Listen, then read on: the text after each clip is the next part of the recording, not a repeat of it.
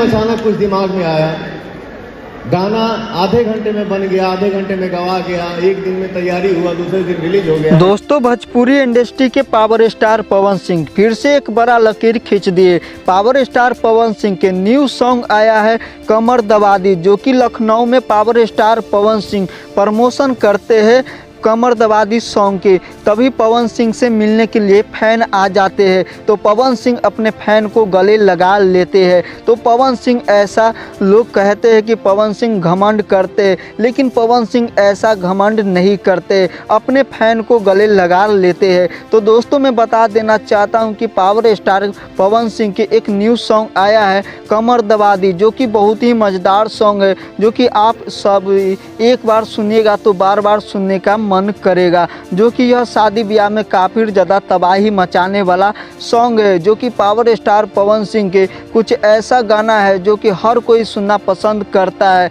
जो कि मैं बता देना चाहता हूं, जब लखनऊ में पावर स्टार पवन सिंह इस गाने के प्रमोशन कर रहे थे, तो पवन सिंह से हर एक फैन मिलने के लिए तैयार थे और पवन सिंह के बीच में कुछ भी विवाद नहीं था। वही में बात करें कि खेसारी लाल के भी फैन पवन सिंह से मिलने के लिए तैयार हो गए और पवन सिंह के भी बहुत ही अच्छा लगा। जो कि